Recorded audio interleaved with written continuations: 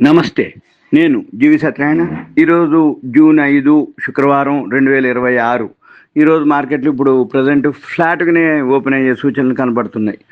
కాకపోతే తర్వాత మనకి 10 గంటలకి reserve bank credit policy announce చేస్తారు. వడ్డీ రేట్లయితే యథాతథంగా ఉంచే అవకాశం ఉంది. అంటే పెరగవు, తగ్గవు. కానీ ఏం చెప్తారు?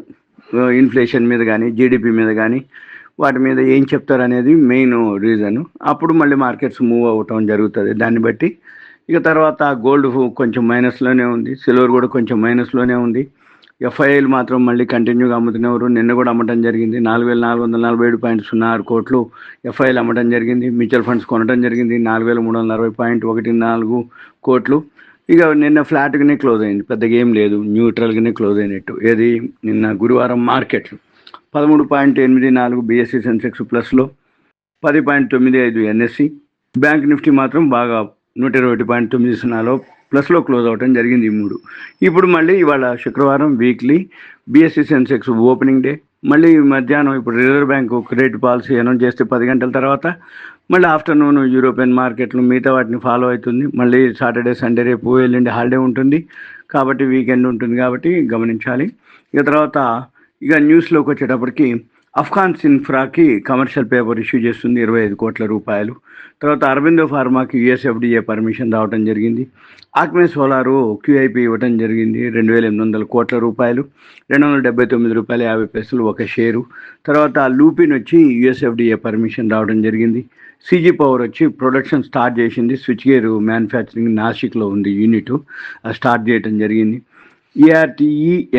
ఆర్టెమిస్ అది ఫండ్ రైజింగ్ చేస్తుంది 700 కోట్ల రూపాయలు. సిగ్మా అడ్వాన్స్డ్ వచ్చి ప్రిఫరెన్షియల్ ఇష్యూ చేస్తుంది 460 కోట్ల రూపాయలు. గ్లెన్మార్క్ వచ్చి లాంచ్ చేయడం జరుగుతుంది. అది యుఎస్పి సింగిల్ డోస్ అనమాట యుఎస్ మార్కెట్లో. ఇవి న్యూస్. అయితే మనకిప్పుడు అంటే ఆన్లైన్ క్లాసులు, ఆఫ్లైన్ క్లాసులు ఉన్నాయి. మీకు పర్సనల్గా కలవటమే ఉంటుంది. ఆఫ్లైన్ అయితే మా ఆఫీస్లో ల్యాప్టాప్ తెచ్చుకొని చేయాల్సి ఉంటుంది. ఇకపోతే మనకి ఇప్పుడు మల్టీ బ్యాగర్స్ అని యాన్యువల్ రిజల్ట్స్ రావడం జరిగింది. ఇంకొక 600-700 కంపెనీలు రావాలి. కానీ అవి ఇక ముందు వచ్చిన వాటిలో వెతుక్కొని అవి చూస్తే ఇప్పుడు మళ్ళీ జూన్ 5వ తారీఖులో ఉన్నాం. మళ్ళీ జూన్ అయిపోయిందంటే మళ్ళీ జూలైలో ఫస్ట్ క్వార్టర్ రిజల్ట్స్ కూడా స్టార్ట్ అవుతాయి. వాల్యూ ఉన్న స్టాక్స్ లిస్ట్ ఉంటుంది. టర్మ్స్ అండ్ కండిషన్స్ ఉంటాయి. మీకు కావాలంటే అవి ఎలా కావాలి, ఏం కావాలి అనేది మీరు కాల్ చేస్తే నేను ఎక్స్ప్లెయిన్ చేయడానికి వీలవుతుంది.